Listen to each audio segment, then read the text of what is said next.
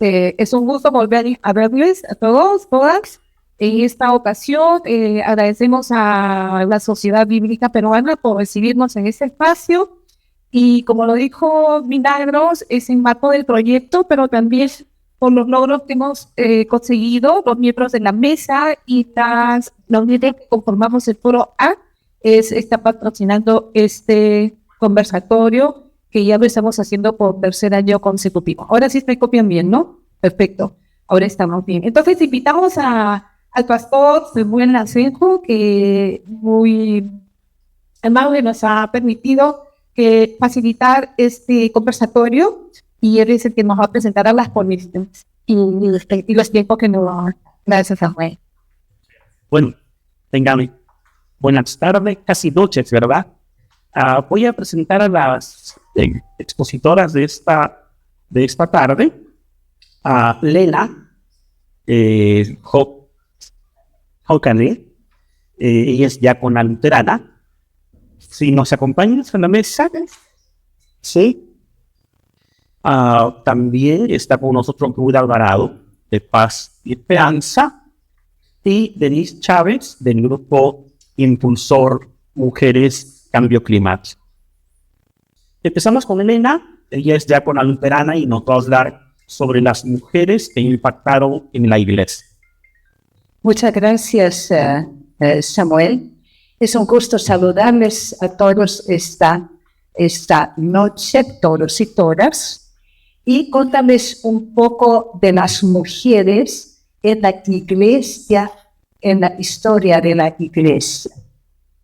Ahora, la iglesia cristiana cuenta con muchas mujeres quienes, con sus talentos, con sus dones, han marcado vida para el desarrollo de la iglesia, sea en la parte teológica o en cuanto a la acción social. En el santoral de la Iglesia Católica Romana nombra muchas mujeres que han sobresalido, sea por la parte teológica, como tenemos Catalina de Siena, tenemos Teresa de Ávila, conocemos Hildegarda de Bingen de Alemania, o en la parte social, últimamente conocidas, la Madre Teresa de Calcuta, tenemos Faustina Kowalska, que promueve la misericordia divina, y también hay que nombrar la Madre Gaviria de la Iglesia Ortodoxa, que ha hecho un trabajo muy grande de tipo Madre Teresa. La Iglesia Católica, a través del sistema de conventos, monasterios, permitió un ambiente bonito o mejor para las mujeres en cuanto a su trabajo intelectual. Pero esta noche queremos hablar de 3 mujeres que en la vida secular han marcado pasos muy, muy interesantes. Y la primera de ellas es la pionera de la Reforma, que fue la esposa de Martín Lutero, Catalina von Bora. Resumiendo rápido su vida, Catalina nació en Alemania en 1499 y ella fue educada desde sus 5 años en el convento y fue ordenada como monja a los 16 años. Ella tuvo una educación muy privilegiada, aprendió a leer y escribir, aprendió a hablar latín, y eso sí fue una ventaja muy grande para su vida posterior. Ella huye del convento y luego se casa con Martín Lutero en 1525. El matrimonio Lutero tenía 6 hijos, de las cuales 2 murieron muy temprano. Ella era una mujer muy talentosa e inteligente, y asumió la total administración de la casa de la familia Lutero, que también funcionó como el centro de la Reforma, y con sus habilidades aumentó los recursos familiares y disponibles. Ella fallece en 1552, 6 años después de su marido. Ahora, ¿qué nos deja como legado Catalina? Tenemos que ver que Catalina definitivamente desafió las normas de su época cuando salió del convento y se casó con Lutero.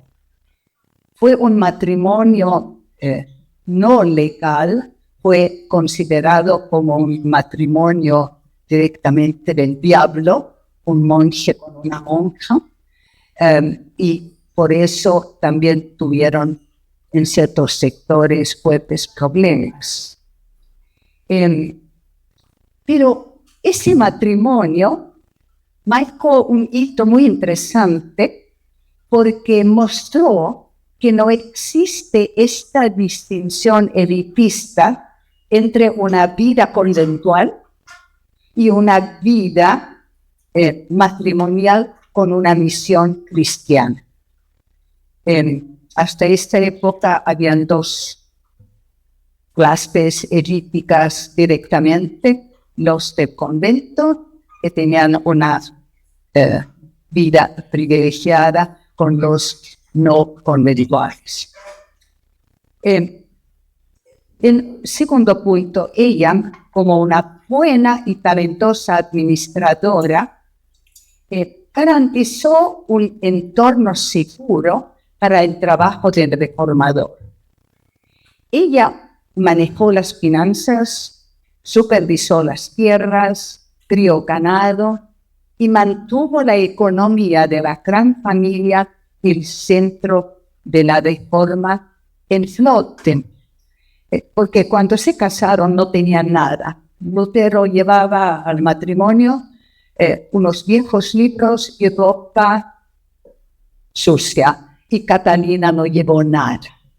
Ahora, ellos recibieron para su uso el convento agustino, donde ya Catalina pudo empezar a dar pensión, tenía huéspedes y sistemáticamente sembró, adquirió tierras y así dio una seguridad a la base económica de la familia.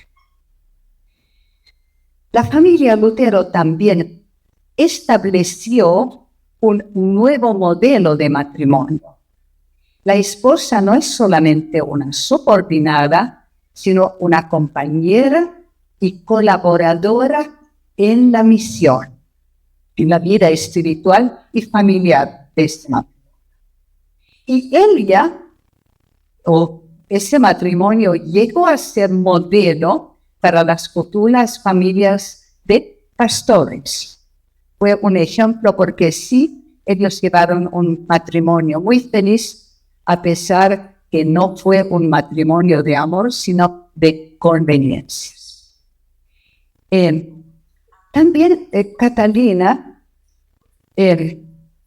pudo señalar que mujeres casadas pueden ser activas en la vida religiosa. Ella fue una mujer permanente en las famosas conversaciones de sobremesa que Lutero tenía con sus alumnos o con sus visitantes.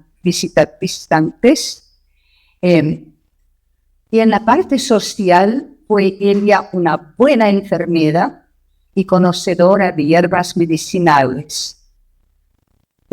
Hasta en algunos momentos su casa se convirtió en hospital. Y ella inspiró una activa participación de la mujer también en la sociedad. Tenemos que pensar que este matrimonio se llevó a cabo en principio del siglo XVI, donde la vida y la situación era todavía muy marcado por el medievo. Bueno, esto fue el testimonio y legado de Catalina. Y después saltamos a otra mujer que quiero presentarse, y ella fue conocida como Catherine Booth. ¿Quién fue Catherine? Catherine fue una inglesa. Ella nació como Catherine Mumford en Inglaterra victoriana en 1829. Ella fue una niña seria, tímida, pero muy inteligente. Por un problema en la columna vertebral, la mayor parte de su infancia estaba postrada y leía mucho. Dice que a los 12 años había leído 8 veces la Biblia a su madre. Fue todo un récord. Ella tuvo una experiencia de renacer espiritual a los 16 años y se afilió a una iglesia metodista en Londres. Ella fue muy activa en la iglesia y en la sociedad. Participó en grupos juveniles de abstinencia al alcoholismo y acciones sociales. A los 22 años, ella conoció a William Booth, un predicador apasionado. Y ella, durante todo su tiempo de noviazgo de 3 años, apoyó el trabajo itinerante de Booth por muchos escritos. Posteriormente, los escritos o las cartas han sido editados y son 6 tomos en un libro de las cartas de Catherine. Se casaron en 1855 y la familia tuvo 8 hijos. Los dos estaban personas muy activas en la iglesia, pero cuando William quiso independizarse y hacer un trabajo evangelista libre, la iglesia se lo negó y ellos se independizaron. Y luego ellos formaron lo que llegó a ser el Ejército de Salvación para la evangelización y apoyo social de los más pobres y necesitados de Inglaterra. Ella fallece a los 61 años en 1890. Ahora, ¿cuál fue el legado de Catherine para nosotros? Ella fue una mujer de una fe férrea y tenía mucha fuerza espiritual y capacidad organizacional, con la cual apoyó también al trabajo de su marido. Ella jugó un papel fundamental en la formación y expansión del Ejército de Salvación, en la parte evangelística como en la parte social. Y ella fue una defensora firme de la predicación femenina. Ella escribió en 1859 un libro que se llamaba Ministerio Femenino o el derecho de la mujer a predicar el Evangelio. Y ya desde esta fecha, las órdenes y reglamentos del Ejército de Salvación incluyen el principio del ministerio femenino y la igualdad sexual en su ministerio. Fíjense, fue en Inglaterra victoriana. Ella centró su atención a los problemas sociales de su época, como era la pobreza, el alcoholismo y la explotación infantil. En esa época en Inglaterra floreció la prostitución infantil. Era permitido vender niñas a partir de sus 12, 13 años a los centros de prostitución. Entonces ella luchó férreamente contra esta práctica y se logró un cambio de la ley restrictiva. Ella también, luego de haber vencido su timidez, fue una oradora muy poderosa y apasionada. Su marido se dedicaba a la prédica, a los problemas de los más pobres en Londres de la parte este, pero ella daba conferencias y predicaba en Londres oeste, donde había población más adinerada, y con las donaciones ella generó recursos económicos para la obra. Sus prédicas fueron conocidas en toda Inglaterra y se marca el año 1881. 3 minutos más. 1 minuto. Oh, ya. Bueno, como muy importante. Pero no quiero terminar mi ponencia hasta hablar de una tercera persona, su contemporánea, al otro lado del Atlántico, que fue Ellen White, la esposa del fundador, o ella fue cofundador de la Iglesia Adventista del Séptimo Día. Tuvo una vida muy, muy dura. También tuvo hijos con su esposo, pero su producción literaria, su organización de apoyo a la Iglesia fueron marcando la vida de la Iglesia adventista. Ella incluyó la educación, la salud y el apoyo social en el programa de la Iglesia y en su estrategia de extensión y ampliación de la obra. Fue muy, muy importante, pero también sus 200.000 visiones, sus 5.000 artículos y 40 libros han sido objeto de muchas controversias. Bueno, ahí termino. Muchas gracias. Gracias. Bien, hemos tenido esta primera exposición. Un paso de 45 segundos de tiempo. Estamos dentro del parámetro. Continuamos con la exposición de Ruth Alvarado. Ella nos va a exponer sobre mujeres en la Biblia.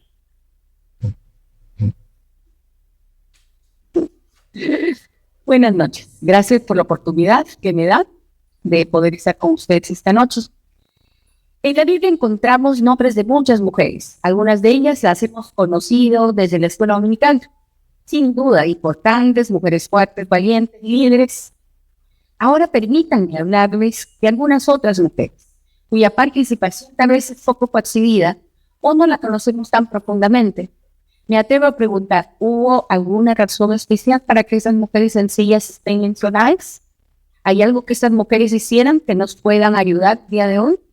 Me gustaría invitarles a acercarnos a ellas y para ello propongo usar el análisis narrativo a fin de recrear el texto para una mejor comprensión.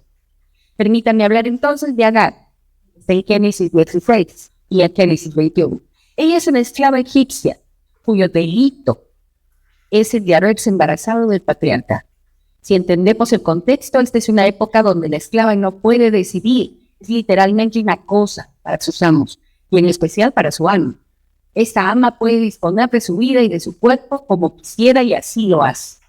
Cuando la esclava toma conciencia de su especial situación, es decir, tener un hijo del ama, cree haber adquirido un poder sobre el ama. Craso error. Esto no es posible en este tiempo.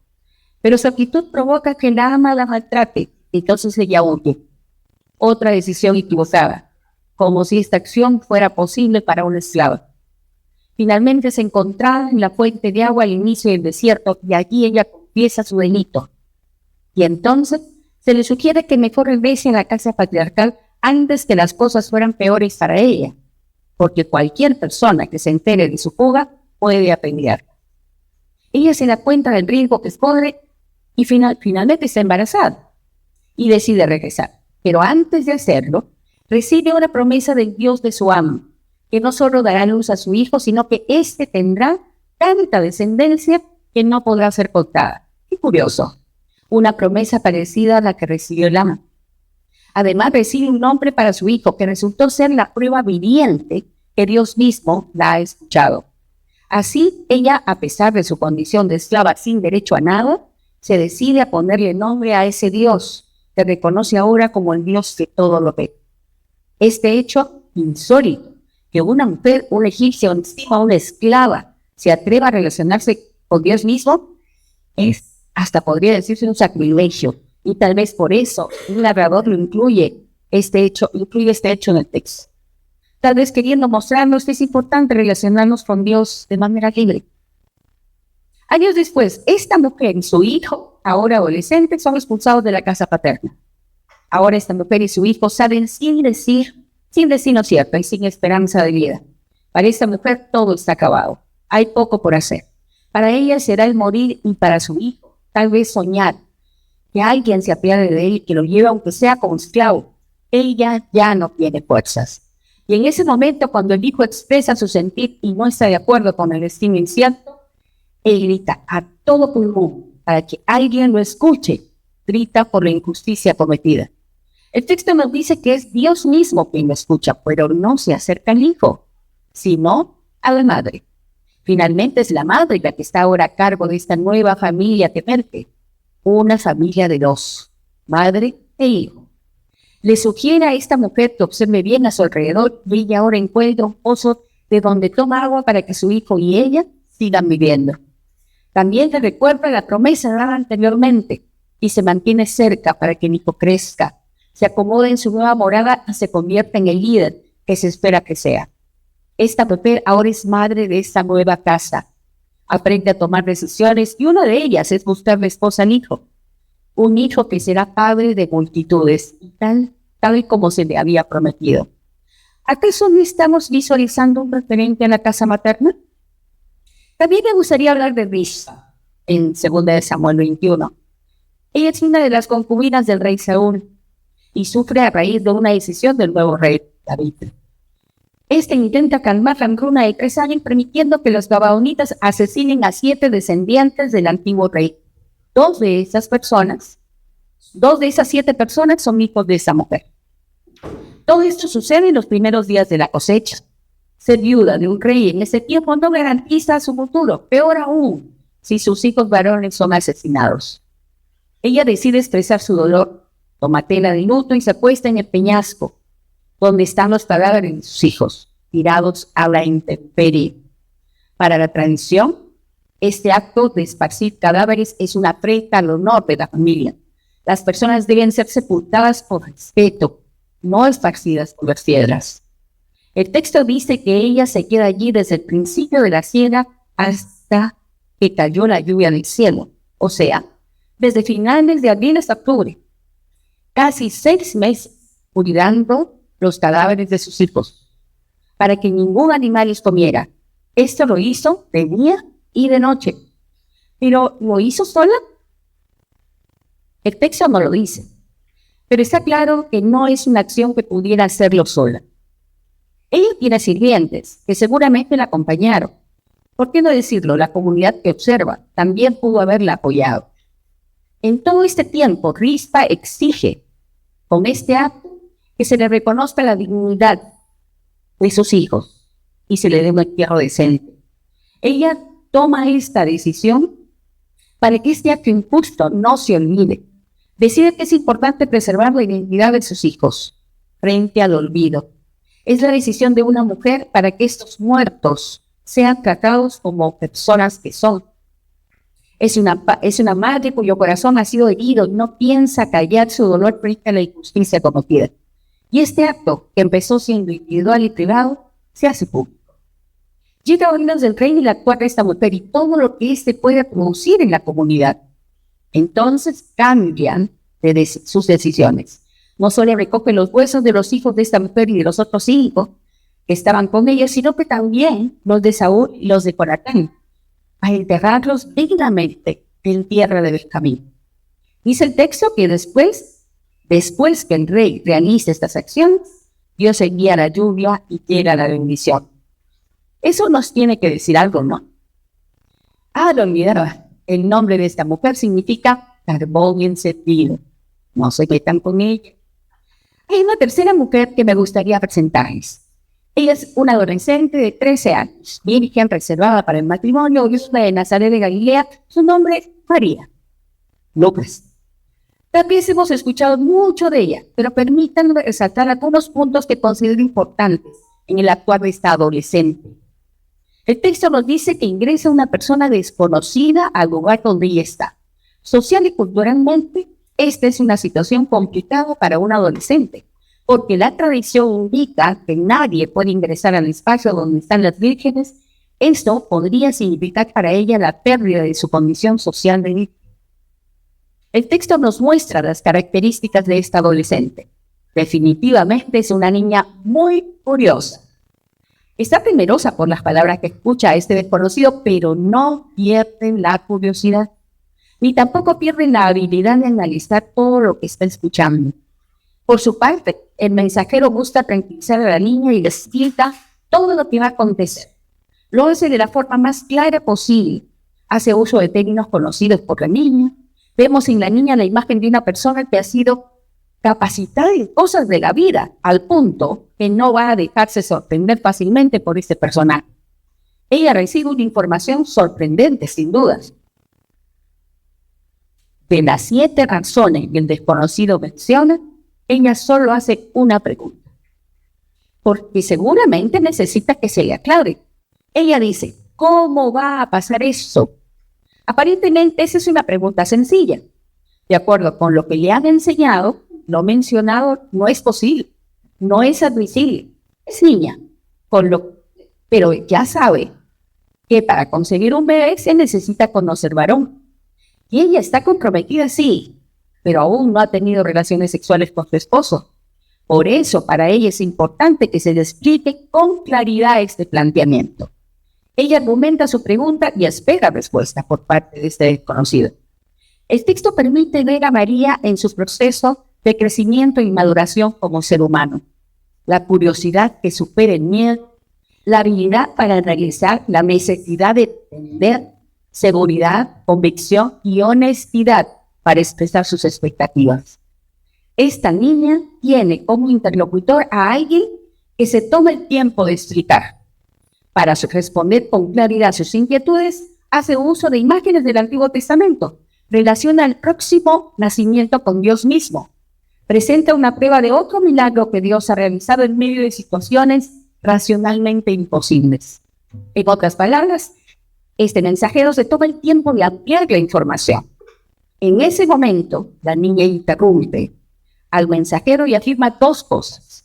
Primero, deja clara su disposición frente al deseo de Dios y segundo, informa que se mantendrá expectante ante todo lo que se le ha dicho que va a suceder. Ante esto, el mensajero no tiene más argumentos que decir y se retira, dejando que esta adolescente tome sus decisiones en adelante. Esta adolescente lo primero que hace es movilizar a otras mujeres, porque sola no puede viajar en ese tiempo, eso es imposible. Ella quiere ir a ver a esa mujer que el mensajero le ha mencionado. Solo otra mujer que vive un milagro parecido al de ella puede entender su situación. A pesar de la diferencia generacional, ellas necesitan conversar y aprender una de la otra. Para finalizar, menciono del primer siglo, denominado Los Hechos de Pablo y de Tecla. Ella vive en Iconio, es una mujer bella, rica y pronta a casarse. En este lugar se convierte al cristianismo gracias a la predicación de Pablo.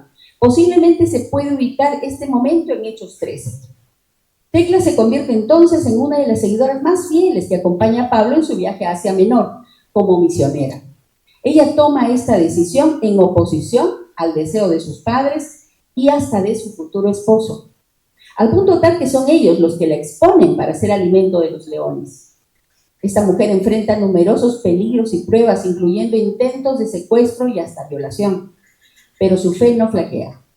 Ella aprende a superar todas las dificultades que vive. Es arrestada, acusada de violar leyes romanas, es torturada, pero también es testiga de muchos milagros divinos que la libraron de estas situaciones. La tradición habla de ella. Tertuliano se refiere a ella en el siglo II, posiblemente es la fecha en la que esta obra es conocida. Hipólito se refiere a ella en la primera mitad del siglo III, Orígenes se refiere a ella en el siglo II, Eusebio lo mismo, en el siglo III.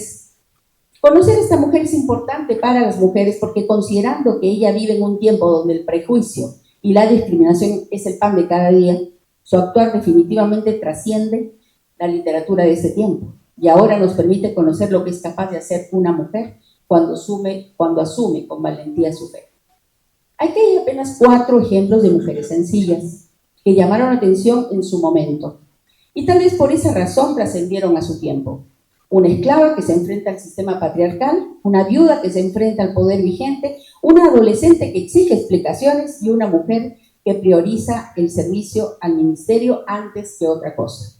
Todas ellas toman decisiones radicales, sin duda, y seguramente fueron cuestionadas e incluso experimentaron riesgo de vida, pero lo hicieron en base a sus convicciones. Y ese actuar produjo cambios en su contexto. Hay muchas otras mujeres. Nuestra tarea siempre será traerlas a la luz para que nos compartan su caminar. Gracias. Gracias. Muchas gracias por la exposición, Ruth. Pasamos a la exposición de Denise Chávez. Ella es del grupo Impulsor, Mujeres Cambio Climático, y nos va a hablar del tema Mujeres que impactan en Latinoamérica. Muchas gracias. Me voy a tener que parar porque yo sí no he traído un texto y discúlpenme, más bien para poder mirar las láminas, ¿no? La siguiente, por favor. Bueno, yo he dividido esta exposición en mujeres de la colonia, en mujeres del siglo XX y mujeres contemporáneas, para poder hablar de una fecha tan importante como es el 8 de marzo, el Día Internacional de la Mujer. Hemos considerado importante mirarlas desde los diferentes escenarios en que estamos las mujeres y que tenemos una posición, una postura que nos permite mirar por qué es que estamos todas y la gran mayoría acá de mujeres, ¿no? Entonces vamos a mirarlas a las mujeres de la colonia, que supuestamente ellas no existían en la colonia y que solamente habían llegado hombres a hacer la conquista, ¿no? Sin embargo, hay relatos de parte de Fernández de Oviedo, que menciona que en la migración de los hombres que llegan con Colón y que también llegan mujeres, ¿no? Y América, la parte de México y de Perú, es donde llegan en mayor cantidad, ¿no? Una de las primeras que llega es doña María Álvarez de Toledo, que es la virreina, que ella viene con un séquito de mujeres que son las que van a hacer las tareas domésticas, ¿no? Que van a continuar haciendo el trabajo de la labor de casa, de la crianza de los niños. Y luego de eso, también estas mujeres, algunas de ellas que vienen en condiciones de empleadas, no se casan con españoles, sino son las que empiezan a generar la relación criolla, ¿no? Entre indígenas con las personas que llegan de España, ¿no? Y se convierten en algunas posturas y posiciones que van a permitir mirarlas a ellas como parte de esta situación. Pero yo quisiera pasar a otro grupo de mujeres que también fueron parte de ese momento de la colonia, que fueron las luchadoras que participaron en la independencia, ¿no? La siguiente, por favor. Allí yo he colocado a 3 mujeres importantes que me parecen que 5 mujeres importantes que me parece que son sumamente valiosas para lo que significó realmente la lucha en ese momento por la independencia, ¿no? Está Micaela Bastidas, que nació el 23 de julio de 1744, y que si hacemos una relación lineal de cómo se daban en ese momento las luchas y la presencia de las mujeres en Europa y en otras partes del mundo, más o menos es en esa misma época que también se da esta presencia de Micaela, ¿no? Micaela es definitivamente, en muchos de los casos la vemos como la esposa de Tupac Amaru, ¿no? Pero sin embargo ella fue realmente condujo una revolución, fue una de las que hizo todo un trabajo de propaganda, de campaña y de dirección de la lucha, ¿no? Y esa es una de las cosas que hay que considerar como una prioridad, que ella no fue una mujer sometida, sino por el contrario que ella buscó su propio camino, de igual forma como nos estaban mencionando anteriormente las compañeras, ¿no? Tomasa Tito Condemaita fue una mujer que muchos la relacionan como que si hubiera sido la amante de Tupac Amaru, ¿no? Pero sin embargo no es eso lo importante es mostrar que ella fue una mujer que estuvo participando en la rebelión de Tupac Amaru desde 1780 y que su procedencia era que era una mujer rica, era una mujer que tenía bienes y por tanto, porque ella era la hija de un comarca, ¿no? Entonces eso hace que esta cantidad de plata la entregara para la revolución. Entonces eso permitió que su rebelión y su participación tenga una tarea importante, lograr conquistar a otras mujeres para que entren en el proceso de esta revolución, ¿no? Y Juana Zurduy, que es una mujer boliviana que trabaja en Chuquisaca, en Bolivia, que es 1780 también, y es el año de la revuelta protagonizada con Bastidas y Tupac Amaru, y a los 19 años se casa con Miguel Padilla y juntos tuvieron 5 hijos. Pero lo principal que ella hizo es de que Juana Zurduy combate en la misma época que está pasando esto en Tungazuca y en Pinta, en Cusco. Ellos están en el lado de Chuquisaca, que es La Paz, ¿no? En Bolivia. La siguiente, por favor. Javiera Carreras, que nace en Santiago de Chile y que fue la mayor de sus hermanas, que también tiene quien formó parte de una cofradía de trabajo, que llegó a ser directora suprema, fue parte de las mujeres de la élite, que lucha con otros intelectuales por formar este grupo de trabajo que empieza a mirar de cómo intervenir ya en la independencia misma, ¿no? Cómo ayuda a Bolívar, a San Martín, a formar y a introducirse en esa zona que va a ser una zona de paso, porque Chile no sale como un momento importante tanto como Argentina, Colombia, Venezuela y Perú, pero es el lado de paso, y ahí es que ellas conforman un trabajo que es encargada de hacer todo ese trabajo principal, ¿no? María de la Soledad Leonora Camila Vicario, de San Salvador, es otra mujer que en 1789 en la Ciudad de México, o sea, para que vean ustedes que hay toda una línea de tiempo que casi en la misma época las mujeres levantan su voz y empiezan a hacer un trabajo. Ella fue periodista, fue activista social y una notable heroína de la independencia, ¿no? Ella lucha en esa revolución que hubo en México, ¿no? Y luego de eso también se casa, pero creo que es una de las próceres de la independencia mexicana con mayor reconocimiento que hay, ¿no? En esta época de la colonia creo que siempre hemos conocido muy de cerca solamente a algunas mujeres, ¿no? Pero ellas son pocas de las que puedo traer, pero ha habido un porcentaje de mujeres que participó muchísimo en lo que fue la defensa y el derecho a tener una vida libre, ¿no? La siguiente, por favor, la siguiente.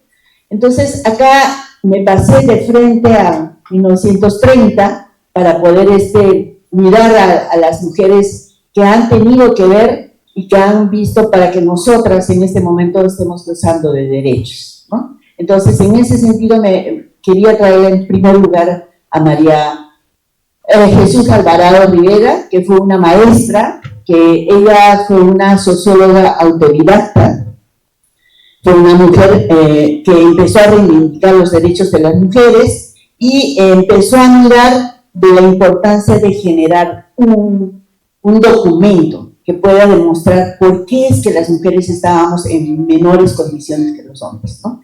Y ella hace un documento y busca un espacio, porque ellas forman un espacio que se llamaba la Tertulias Feministas, donde están más o menos unas 20 mujeres de clase media que se juntaban en Lima para poder empezar a mirar que había muchas cosas en las cuales las mujeres no participaban. Y lo principal que no participaban era en la vida política de su país, ¿no? Y por tanto ella hace una gran presentación de este documento y que es en el auditorium de la Sociedad Geográfica de Lima y donde declara los fundamentos del feminismo, de la igualdad, de la potencialidad mental y de la habilidad para el trabajo del hombre y de la mujer por una igualdad aprobada. Cuestión que seguimos planteándola hoy y que no hemos logrado hasta ahora, ¿no? Entonces, este instrumento que ella genera plantea 4 cosas importantes. El derecho a un trabajo digno, que no lo tenemos en este momento,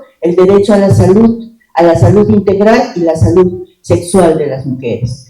El derecho a vivir una vida sin violencia, que es impresionante que desde esa época esté, y también habla sobre el derecho a la participación política en igualdad de condiciones con los hombres, es decir, poder votar, poder elegir y ser elegidas, ¿no? Entonces, esos 4 puntos son sumamente importantes de lo que realmente María Jesús hasta ahora para las feministas es un personaje importantísimo porque nos dio los elementos importantes para poder discutir, luchar y defender los derechos de las mujeres, ¿no? La siguiente, por favor.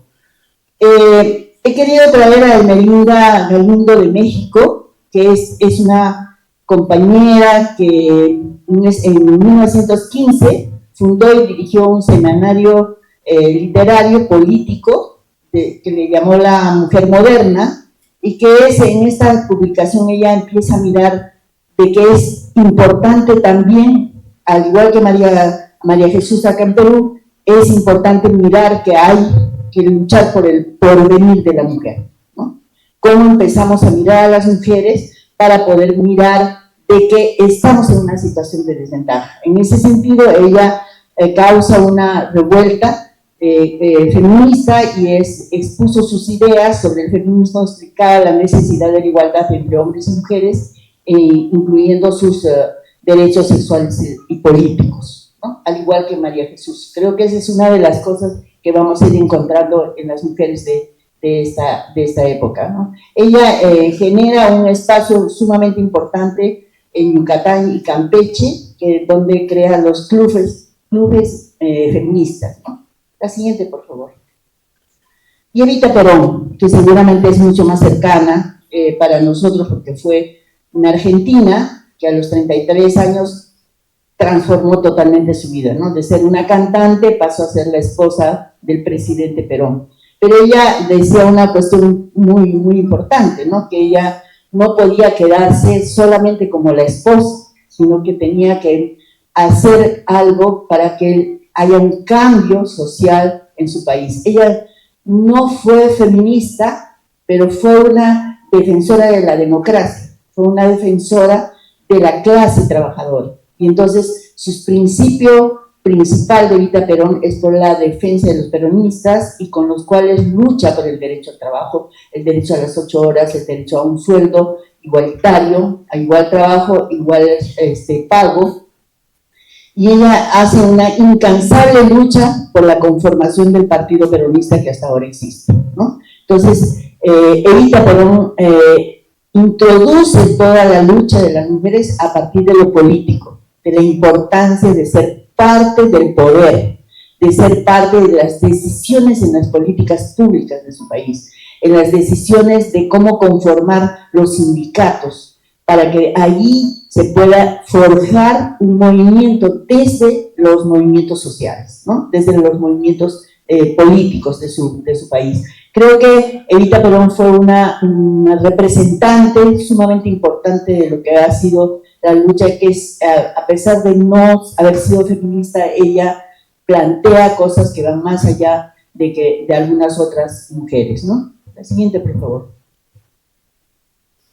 Y Graciela Cuán, de Guatemala, es una también mujer que es abogada, notaria, feminista, sufragista, y que ella lucha básicamente por el sufragio femenino, ¿no? Ella pelea todo el tiempo porque en Guatemala exista el derecho al voto, ¿no? Esa es su lucha principal, y logra estar en espacios importantísimos en ese momento. Ella logra estar en Naciones Unidas, exigir desde ese espacio que haya una ley internacional que pueda exigir que en todos los países tenga que haber el voto femenino, porque en esa época casi ninguna de nosotras, de las mujeres de esa época, votaban, ¿no? Entonces esa es una de las cosas importantes que ella hizo, y luego de eso también conforma un grupo de una organización que se llama Altrusa, que es a nivel internacional con el objetivo de proporcionar educación a las niñas, porque ella considera que si no hay educación tampoco se va a lograr los cambios, ¿no? Lo que necesitamos es menos analfabetas y mayor cantidad de mujeres letradas, ¿no? La siguiente, por favor. Y bueno, me he pasado a otra etapa mucho más adelante para poderles nombrar a Virginia Vargas, que seguramente muchos de ustedes la conocen. Ella es socióloga, está viva, es escritora, es investigadora, es una líder del movimiento de mujeres en nuestro país. Recibió la Orden de Mérito de la Mujer en 2016. Su contribución a la lucha de las mujeres en el Perú es un referente muy importante para América Latina. Hoy, en esta semana, ha estado en Naciones Unidas haciendo un balance de lo que ha significado la conferencia de Beijing de 1994. Entonces, Beijing más 30, Gina Vargas ha sido la que ha presentado el balance de qué está pasando en nuestros países con respecto a las políticas y los derechos de las mujeres, ¿no? Ella fue la creadora de Flora Tristán, en alianza con otras feministas, y quiero nombrar acá a Rosa Dominga Trapazo, que fue una monja católica que era parte de las que formaron Flora Tristán. O sea que para nosotros fue muy importante que Rosa Dominga estuviera en esa organización. Trabajó como organizadora y activista de esa organización latinoamericana que está ligada a Naciones Unidas, y también ella ha tenido el premio de UNIFEM, ha sido parte del comité organizador de la cuarta conferencia internacional de las mujeres, y fue una de las impulsoras para la creación del Ministerio de la Mujer, que lamentablemente en este momento está a punto de desaparecer, ¿no? Entonces creo que Gina Vargas ha formado parte de estos comités internacionales pensando en la importancia de generar este espacio de igualdad, de equidad entre hombres y mujeres, ¿no? La siguiente, por favor. Sí. Y un minuto para terminar, porque justo termino con Lilian Celiberti. Lilian, la siguiente, por favor. Lilian es una mujer uruguaya que es una feminista que ha logrado trabajar muchísimo sobre cambio climático, trabaja sobre el ecofeminismo, trabaja sobre cosas que ha colocado una piedra en los zapatos de sus autoridades a nivel nacional e internacional sobre lo que significa realmente este trabajo de defensa de los bienes de la naturaleza, ¿no? Le he querido traer a Lilian Celiberti en esta oportunidad, porque para mí me significa muchísimo, porque fue una mujer que estuvo presa aproximadamente 20 años a consecuencia del momento revolucionario que tuvieron con los Tupamaros, ¿no? Ella estuvo presa conjuntamente con sus dos hijos en una cárcel durante 26 años, ¿no? Entonces, esa es una cuestión que me la traigo a ella, porque a pesar de haber estado tantos años en la cárcel, ella se reivindica luego y trabaja a favor de las mujeres, ¿no? Muchísimas gracias. Muchas gracias. Bueno, muchas gracias a cada una de las exposiciones, de las expositoras también. Vamos a distribuir unos papelitos para quienes quieran hacer sus preguntas. no podemos preguntar todos a mano alzada, todas a mano alzada, se nos complican los tiempos. Así que quien quiera preguntar, levante su mano y Denise y Sarvia se van a acercar y entregarles un papelito. Mientras tanto, bueno, este espacio de diálogo ha sido generado es generado por la Mesa de Justicia de Género y Derechos Humanos, Fuerza y Voces por la Justicia de Género y Acta Alianza Foro ACT Perú.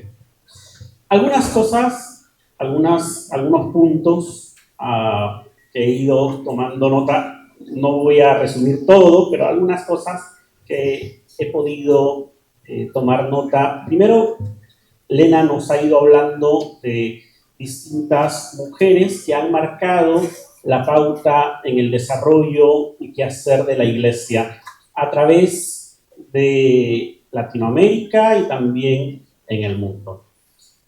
Cada uno y siguen siendo confrontados al asumir tareas destinadas para los hombres en el espacio público, pero estas, por ejemplo, la tarea de evangelizar, la tarea en la iglesia, casi siempre ha sido destinada a los hombres y estas mujeres han asumido el reto de ir contra los parámetros establecidos o mal establecidos también. Desde allí, estas mujeres han sido reconocidas, han sido valoradas y respetadas en su trabajo, en su labor pública dentro de la iglesia. También el enfoque en el renacer espiritual, el caso del trabajo desarrollado al interior de la iglesia metodista, el guiar a la comunidad, el asumir en muchos de los casos tareas destinadas para los hombres, como decíamos, y también en la formación en el Ejército de Salvación.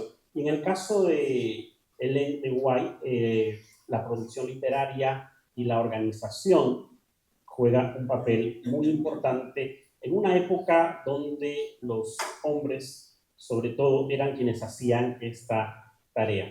En el caso de Ruth Alvarado, nos ha planteado algunas mujeres que han ido marcando el relato bíblico y también son mujeres a las que se les da nombre, ¿verdad?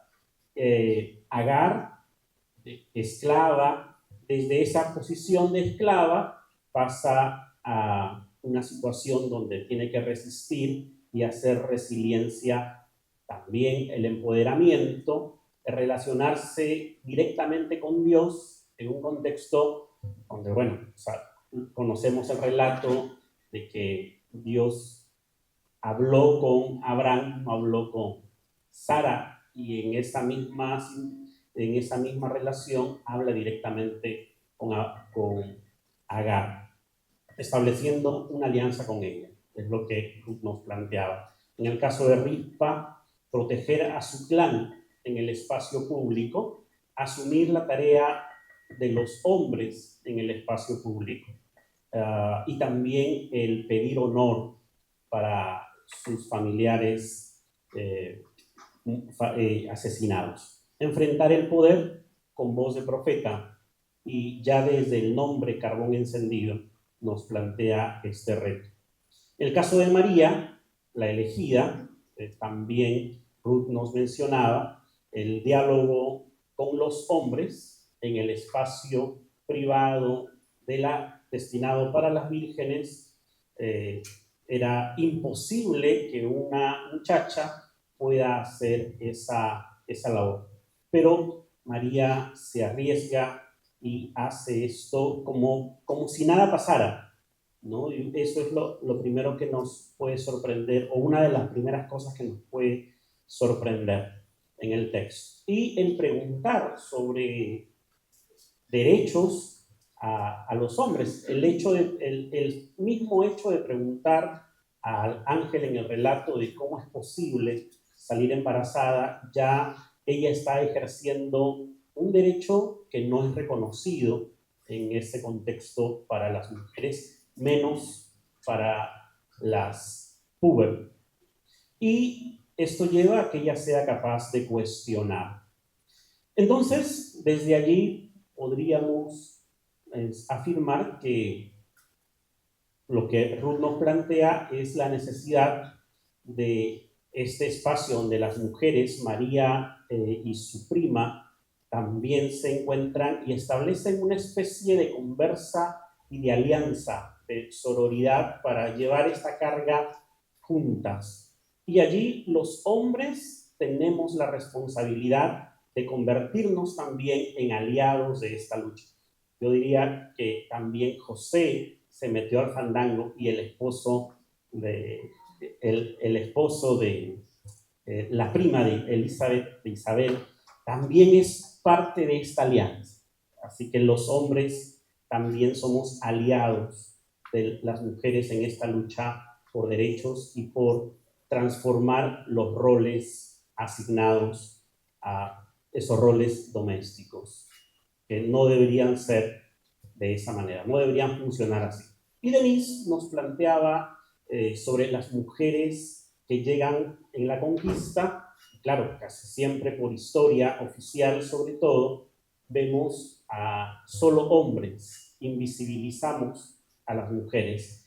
Y allí el reto para releer nuestra historia desde todos los que la componen y todos los que jugaron un papel importante, y todas las que jugaron un papel importante ahí. Y Micaela, que parece que juega su propia partida, ¿verdad?, dentro de la historia de la revuelta, de la revolución. Tomasa igual, y ya en el momento de la independencia, la defensa de las mujeres junto a los hombres, o los hombres junto a las mujeres, para no hablar de este paradigma de la mujer como ayuda, sino más bien como aliados y aliadas en esta lucha por un mundo libre. Y María Jesús en la exposición de Denise nos planteaba el derecho a la igualdad, la vida sin violencia, y el centro de esta lucha, el votar, elegir y ser elegida como el centro. Y la formación de clubes feministas que permiten precisamente este momento en el que estamos ahora, el logro y el haber alcanzado el reconocimiento de derechos. La defensa de los bienes de la naturaleza era ya este tiempo en el que nos ubicamos. Vamos a ir con las preguntas ahora.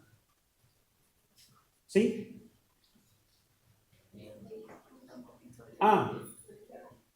Sí. Sí, está bien. ¿Le dejamos el micrófono? Es la hermana Berta. Bienvenida, hermana Berta. Buenas tardes, orgullosa de todas las mujeres, con mis hermanas que han expuesto. Yo he escuchado con mucha atención la exposición de cada uno y simple y llanamente me permite la exposición de cada una, como decir, trazar una línea para poner un común denominador. Que todas las mujeres, a partir de toda la historia, han tenido algo en común con ese común denominador, es que frente a cualquier situación difícil, siempre se han desafiado.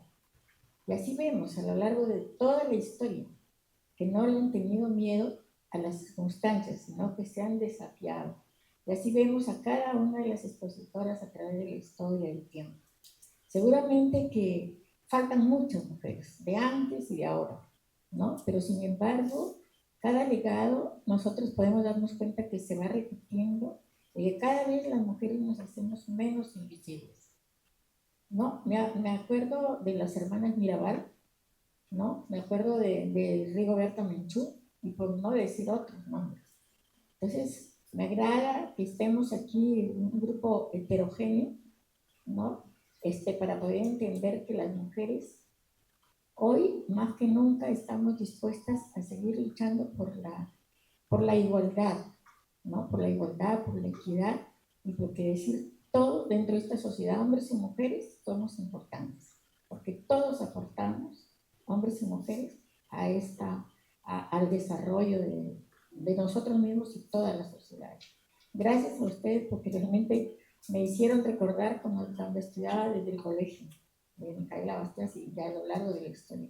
Gracias, muy interesante. Más que pregunta era esa opinión que me ha generado la exposición de ustedes. Gracias.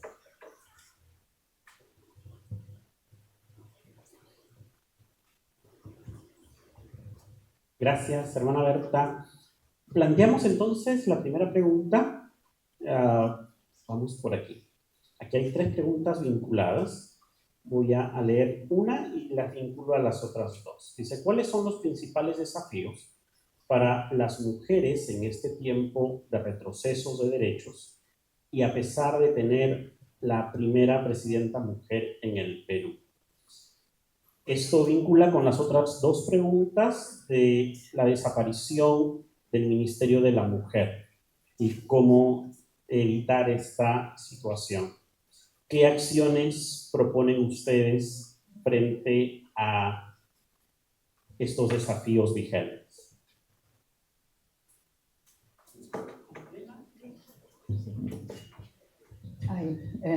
Muchas gracias. Son estas 2 preguntas. 2 son vinculadas, sí. Los desafíos para la mujer de hoy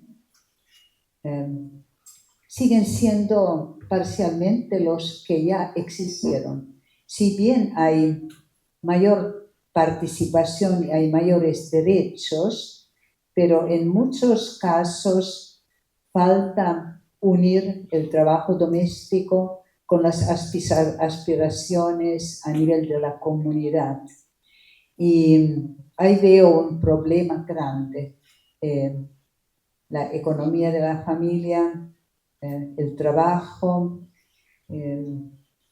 unir la familia, trabajo y también una posible participación a nivel comunal requiere organización y requiere capacidad de acción.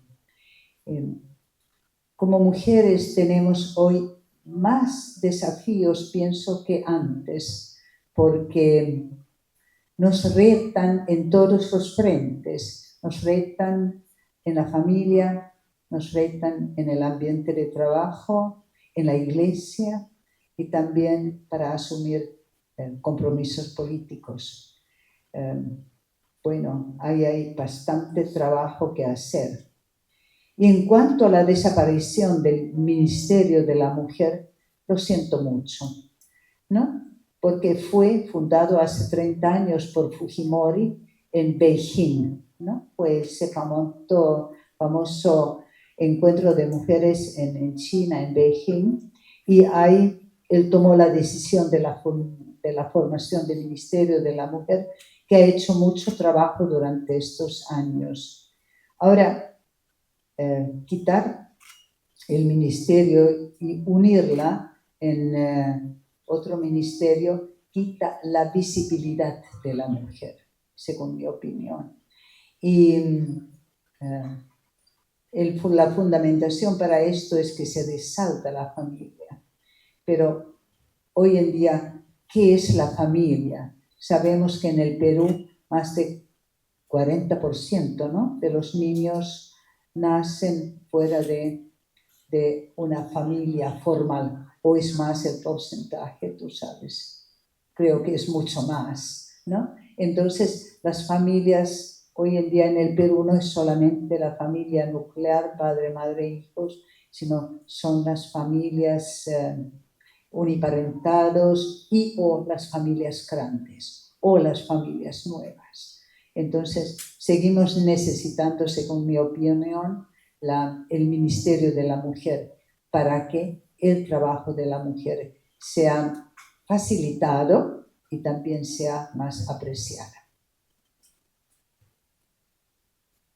Y otro tema que quisiera aumentarles es la capacitación. Segundo. Ya, Las mujeres que narré, los tres, todos eran bien capacitados. Eran mujeres que habían tenido buena formación, parcialmente de ellas mismas, pero tenían mucho conocimiento para lograr sus ideas y objetivos.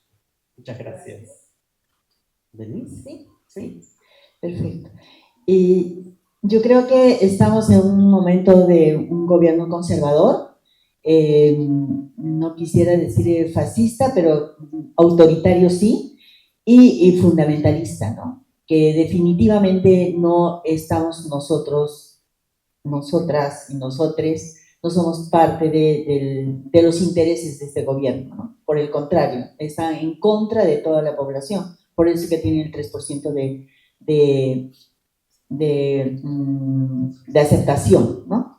Y toda la política que se está generando en contra de, no solamente de las mujeres y de los derechos humanos, sino básicamente de lo que significa el entreguismo a nuestro país, de nuestro país, ¿no? Por ejemplo, la ley antibosques, la ley de no reconocimiento de las cuencas, la entrega a las empresas de hidrocarburos de nuestros territorios en concesionar, eso va mucho más allá de solamente mirar que está afectando a las leyes en tema de género, ¿no? Sino es en todos los temas, en todas las magnitudes de lo que ellos están haciendo en contra de los intereses de... Hace un momento hablábamos con las compañeras que ahora, por ejemplo, ha salido una ley que la han aprobado ayer, si no me equivoco, para que los bancos tengan los intereses que les dé la gana sobre los préstamos que nosotros pudiéramos tener, ¿no? Entonces, ese tipo de cosas definitivamente es un gobierno conservador. Y sale una ley anti-ONGs, aparentemente, ¿por qué? Porque no quieren tener ellos una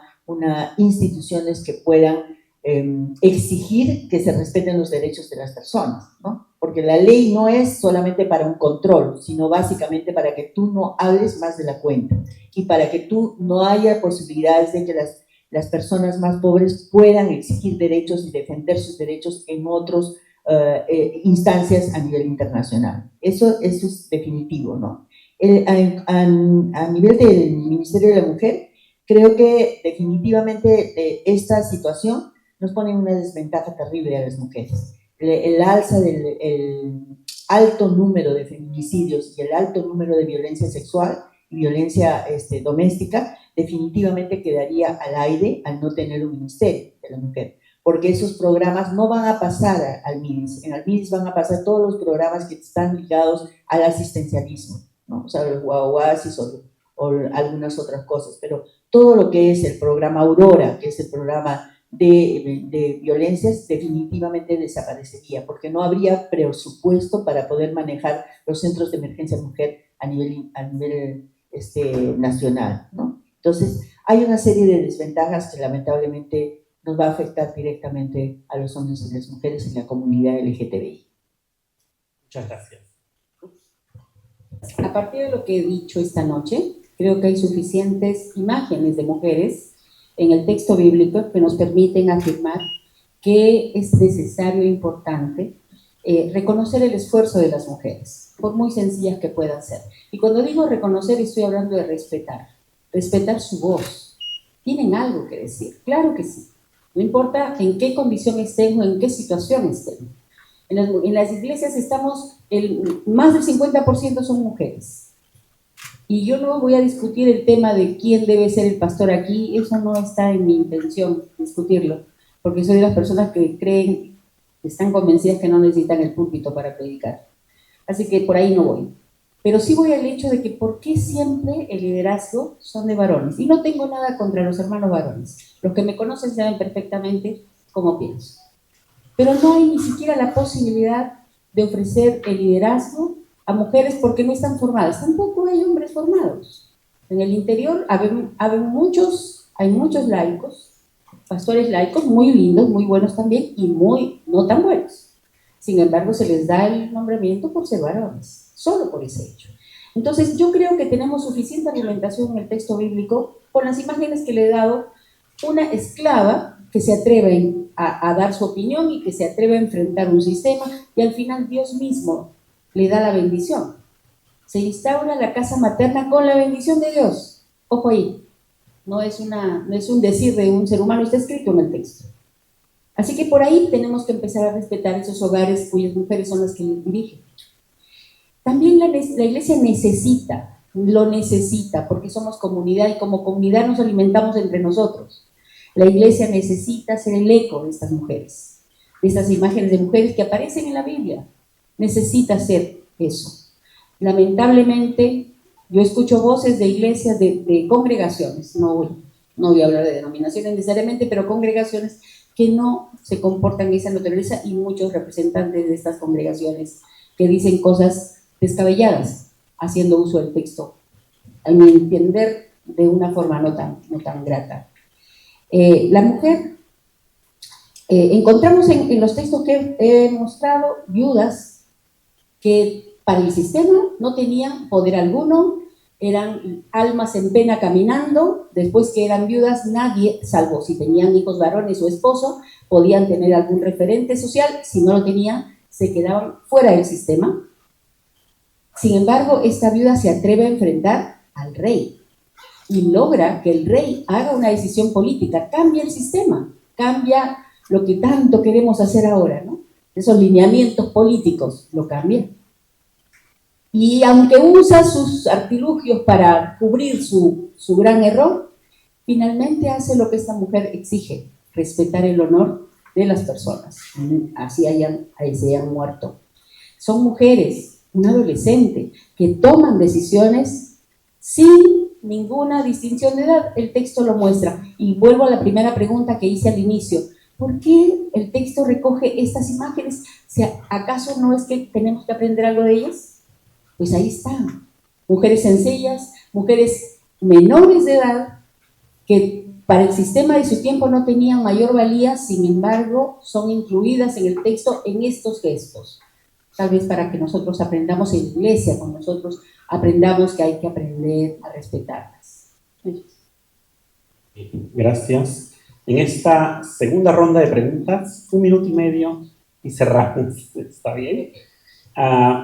De nuevo, tenemos 2 preguntas, hasta 3 preguntas que voy a enmarcarlas en una sola. Respecto a los derechos de las mujeres, existe una diferencia entre la palabra igualdad y equidad. Muchas veces se ha escuchado de grupos fundamentalistas que hombres y mujeres no pueden ser iguales en algunos ámbitos. Para que sí pueden existir una equidad en cuanto a derechos, y eso vincularlo con cómo abordar estos desafíos de invisibilización de las mujeres y su rol activo en las prédicas, en la labor de las iglesias, y podríamos decir también en el espacio público, y cómo minimizar o tratar de minimizar ese impacto negativo. 1 minuto y medio. Ya, solamente. Puede ser corta, sí. Estas diferencias deben ser abordados como dignidad, como cuestiones de dignidad. Somos seres humanos dignos y como dignos tenemos el derecho de realización, de participación, y tenemos el derecho del desarrollo de los dones. Si vemos toda esa problemática de la parte de velar por la dignidad, sean dignidad de hombres o mujeres, pienso que podemos encontrar una clave cómo resolver las diferencias. Muchas gracias. Gracias. Yo creo que definitivamente lo que se trata es una igualdad en derechos, ¿no? Somos diferentes y vamos a ser diferentes, porque no pretendo ser varón, ni los varones pretenden ser mujeres, ¿no? Sino por el contrario, en esa diferencia nuestra igualdad es en derechos, ¿no? Ese es lo básico y debemos de mirarlo así. Y cuando hablamos de equidad, por ejemplo, yo y el compañeros, trabajamos en el mismo sitio, tenemos el mismo cargo, pero él por ser hombre, y eso es equidad, porque estamos los dos trabajando, ¿no? Pero va a haber una diferencia con la igualdad, porque él gana el doble que yo por ser hombre y yo gano menos por ser mujer, ¿no? Entonces ahí él tiene un escalón más en la escalera que yo, a pesar de trabajar en el mismo sitio, y eso es equidad, ¿no? Los dos entramos en un espacio, pero no logramos esa igualdad. Entonces, para hablar de igualdad es cuando todos tengamos lo mismo, ¿no? Tengamos los mismos derechos en educación, en salud, en trabajo, en participación política, ¿no? Por ejemplo, esto del 30% de la presencia de mujeres en el Parlamento o en los espacios de poder, esa es una forma de mostrar la equidad, pero no te están dando la igualdad. La igualdad sería que fuéramos 50% de hombres y 50% de mujeres, ¿no? Y bueno, y yo quisiera decir que he tocado a estas mujeres ya con eso termino, he tocado a estas mujeres porque creo que todas ellas logran interseccionarse en un tema, ¿no? Que es la autonomía, la libertad y el derecho, ¿no? Que son las tres cosas que me parece que es importante levantar de todas estas mujeres que van a hablar. Gracias.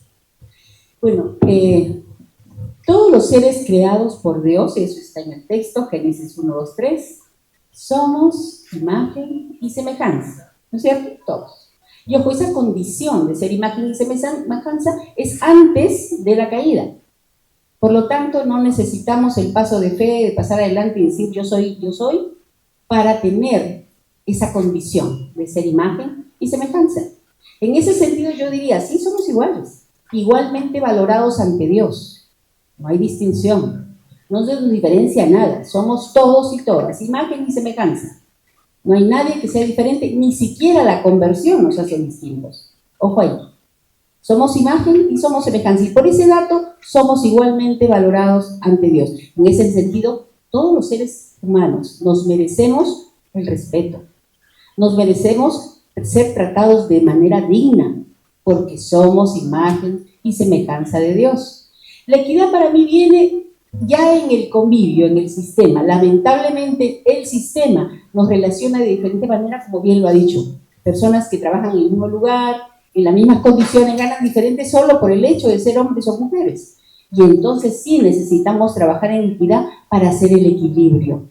Y eso es una posición de Dios siempre. Si ustedes revisan con cuidado, y el otro día lo hicimos en la oficina, revisan con cuidado las leyes del jubileo, se van a dar cuenta de un dato que mucha gente cree que no existe. Hubo reforma dentro de la Biblia. ¿Sí? Éxodo, Levíticos. Reformó la Biblia. En el tratamiento de esclavos, ahí está muy claro. Antes los esclavos eran todos, pero cuidado, los hebreos no, y que salgan, pero salen solos. Después, los esclavos salgan, bueno, que salgan con su esposa, ya. Y después, que salgan con su familia y encima que les pague por haber trabajado tantos años. Eso es reforma. Y ocurre en el Antiguo Testamento. Y les guste o no a mucha gente, aparece esa reforma. Porque Dios lo que quiere es el equilibrio. Bien. Una última pregunta de 1 minuto nada más. Cada vez se acorta más el tiempo, ¿verdad? ¿Cuál es el mayor desafío para las mujeres en las iglesias y en la sociedad peruana? ¿En 1 minuto?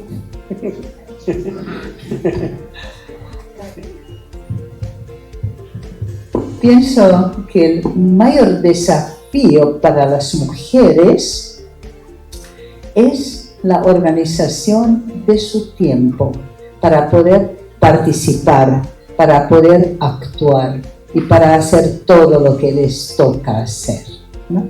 En cuanto a las jerarquías, dejando de lado la Iglesia Católica, pienso que dentro de las iglesias sí hay bastante democracia, pero la posibilidad de participación, la posibilidad de cumplir todas las funciones muchas veces tiene que ver con la disponibilidad y ante todo organización del tiempo y de las tareas en la casa, en la iglesia y en la calle, ¿no? Gracias. Yo creo que el mayor desafío es seguir resistiendo, seguir luchando y seguir organizándonos, ¿no? Porque mientras estemos de manera individual no vamos a lograr nada. Creo que lo que necesitamos es tener una organización sólida de mujeres para poder enfrentar los nuevos tiempos. Yo agrego una frase más a lo que dices. Sí, necesitamos de ello, además, nosotras, aprender a relacionarnos, nosotras, juntarnos. Esa palabrita que es muy moderna, pero que dice mucho, la sororidad, que muy está a la moda, ¿no? Pero realmente tiene un trasfondo, no importa las edades. Yo creo que las mujeres jóvenes y las mujeres mayores tienen mucho que aportar entre ellas y mucho que aprender entre ellas. Ese trabajo conjunto ayuda. Pero la iglesia necesita entender que su trabajo es apoyar a estas mujeres. Las mujeres han demostrado en los siglos, y está en el texto y está en la historia, han demostrado que son capaces de hacer una y mil cosas, pero el sistema siempre ha tratado de ubicarlas solamente en algunas cosas. Estaba leyendo, y perdónenme si me paso el minuto, estaba leyendo la historia de Débora y Yael. No lo traje este texto porque ya no me iban a dar tiempo, pero lo digo rapidito. Es curioso. Conocemos de Débora mucho. Es importante, es impresionante, es impactante, fue líder. De Yael poco. Está en el texto, está junto a ella. Y la misma Débora habla de ella. Y dice, de sí misma dice, soy la madre de Israel. Y de Yael dice, bendita entre las mujeres. Ojo aquí, es una palabra importante, no es cualquier palabra. Es una mujer que es bendecida y bendice a la comunidad en la que está. ¿Y cuál fue su acto? Acabar y matar a un sinvergüenza llamado Sísara.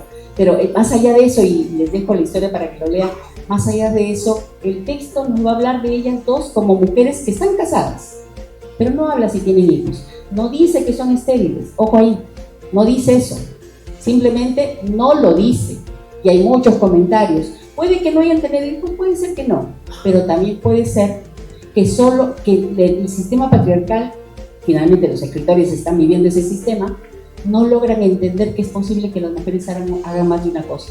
Y díganme, amigas queridas, ¿las mujeres hacen solo una cosa? No. Y así es la historia, y hay que seguir en eso. Algún día la iglesia entenderá que somos capaces de hacer más de una cosa, y a pesar de todo lo que vivimos, y no vivimos poco. Muchas tenemos dolores cargando en nuestro ser, sufrimientos que nos han atormentado, nos han dado con todo, pero estamos aquí, porque estamos convencidas que vale la pena vivirla, ¿verdad? Amén. Agradecer a cada una de las expositoras, gracias por los tiempos, y algunas conclusiones que podríamos ir levantando a partir de este tiempo de diálogo.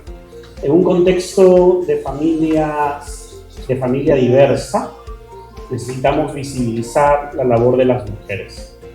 Más aún en tiempos donde tenemos un gobierno fundamentalista, autoritario, que va en contra, y bueno, no solo el gobierno, sino el Congreso también. Necesitamos hacer visible esta lucha. Más aún en este intento, creo que ya no es intento, sino están pretendiendo invisibilizar a las mujeres aún más al eliminar o erradicar el trabajo de ellas a través del Ministerio de la Mujer. La Iglesia desde aquí necesita levantar temas, no solo de interés de las mujeres, sino del interés de hombres y mujeres en esta lucha por el reconocimiento de la dignidad humana de todos y de todas. Somos distintos, se decía en la exposición, hombres y mujeres, tenemos los mismos derechos, y la equidad, si bien está normada con tantas leyes que tenemos, la igualdad todavía requiere ser reconocida. Esto lleva a pensar de que somos imagen y semejanza de Dios, pero necesitamos que no solo Dios lo reconozca, sino todos y todas las personas sobre la faz de la tierra. En cuanto a los desafíos para las mujeres, la participación, la organización en el espacio público, no solo en el espacio doméstico, incluyendo el espacio público, la iglesia. Hay que seguir resistiendo, nos decía Denise, hay que seguir luchando y organizándose. aprender a relacionarse, a trabajar juntas. Ruth nos habla de la sororidad como tarea fundamental. Y la Iglesia debe comprender esta lucha de las mujeres y no solo comprenderla e incluirla en su agenda anual, sino acompañar desde esa lucha a las mismas mujeres. Muchas gracias por este tiempo regalado por cada una de las expositoras.